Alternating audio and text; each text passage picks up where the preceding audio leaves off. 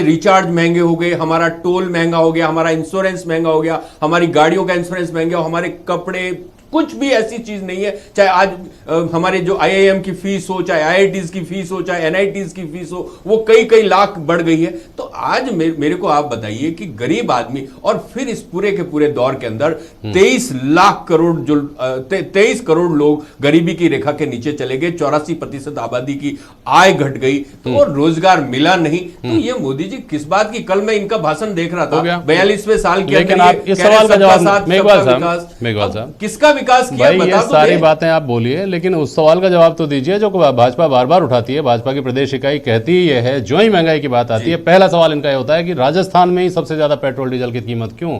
राजस्थान की गाड़ियां जाकर हरियाणा, उत्तर प्रदेश में, दिल्ली में क्यों जाकर के पेट्रोल भरवाती हैं? इस सवाल का जवाब तो दीजिए उनको। जेपी शर्मा जी, मैं आपको इस बात का जवाब दूं कि राजस्थान में जो वैट है, वो वैट लगातार पिछली सरकारों में भी लगता था और अब भी लग रहा है, उसमें कुछ भी नया नहीं। आपको पता है सरकार ने, आपके बताओ ना, आप आरोप लगा रहे हो सरकार के ऊपर, दिवाली के ऊपर 5 रुपए और 10 रुपए सस्ता किया था। इनकी सरकार के समय 2014 में 5 और 10 रुपए दिवाली के ऊपर सस्ता किया था। उसके बाद आप देखिए इस सरकार ने आज करीबन 10, 12, 15, 16 दिनों के अंदर 9 से 10 रुपया पेट्रोल और डीजल।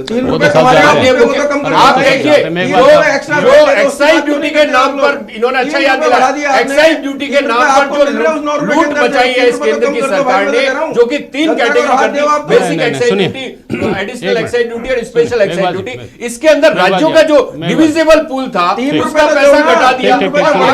अरे सुनिए तो सरकार की मंशा के ऊपर पूरी तरीके से प्रतिचिन्ह है। सर एक मिनट मेघवाल जी, अमित गोयल साहब, मुझे किसी एक प्रदेश का नाम बता दीजिए जिसने, जब केंद्र ने कमी की थी ना, उसके फॉलोअप में जो कमियां की थी स्टेट्स ने, उसके अलावा रूटीन में किसी स्टेट ने अपने यहाँ पेट्रोल डीजल में वैट में कमी करके कीमतों में कमी कर दी हो, ऐसे किसी भाजपा शासित या दूसरी पार्टी से शासित राज्य का नाम बता दीजिए अमित गोयल जी। जेपी शर्मा जी, तो आप राजस्थान से क्यों अपेक्षा करते हैं? मुझे बताइए, नहीं आप दूसरी बड़ी बातें कर रहे हैं, चैनल के ऊपर बैठ के कर रहे हैं, रैलियां निकालने की बात कर रहे हैं, मैं तो उनकी बात कर रहा हूँ। क्या उनकी कोई जिम्मेवारी नहीं है क्या?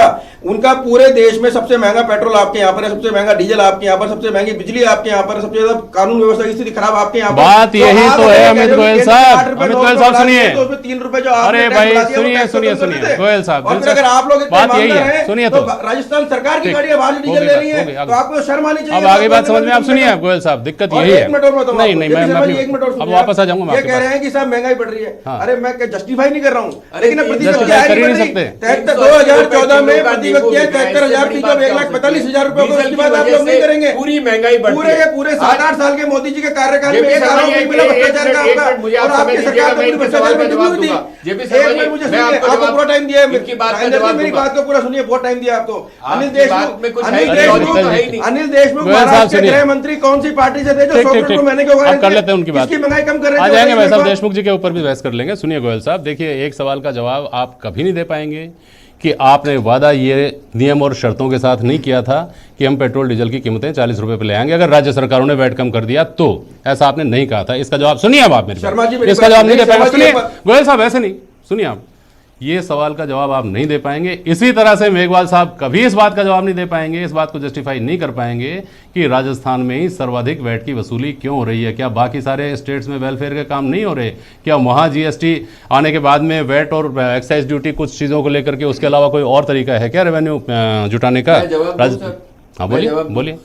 हमारा जो इसके पेट्रोलियम जो प्रोडक्ट है, पेट्रोल और डीजल के ऊपर करीबन 22% जो कि हमारी रेवेन्यू रिसिप्ट होती है, उसके अंदर है। हमारी आय के स्रोत लिमिटेड है, हमारी भौगोलिक क्षमता है। मैंने यही तो कहा, दूसरे राज्यों से कैसे अलग है? उसके बाद में फिर नहीं, डीजल के ऊपर, डीजल को राज्यों से कैसे अलग है? डीजल को डीरेगुलेट किसने किया? मुझे तो ये समझाइए, आज डीजल को डीरेगुलेट किसने किया?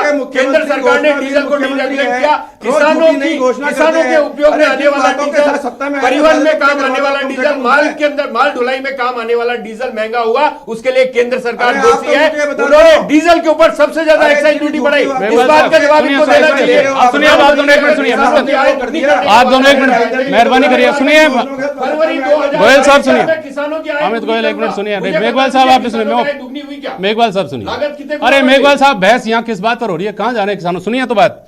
और आपने कहा कि मैं जवाब देता हूँ, आपके जवाब का स्वागत है, लेकिन समस्या यही तो है कि हम सीधे सीधे तर्क नहीं करते। आप कहेंगे कि यहाँ की भौगोलिक परिस्थितियाँ विषम हैं, यहाँ की विषम है, वो विषम है। भाई आपकी जब केंद्र में भी सरकार थी, राज्य में सरकार थी, आप विशेष राज्य का दर्जा क्यों नहीं दिला पाए? क्योंकि इस बात को नहीं माना गया। इनकी सरकार यहाँ भी थी, वहाँ भी थी, विशेष राज्य मांगा, नहीं मिला, क्योंकि केंद्र ने नहीं माना। तो ये आप कहते रहे कि यहाँ की परिस्थितियाँ अलग हैं, लेकिन परिस्थितियाँ दूसरे प्रदेशों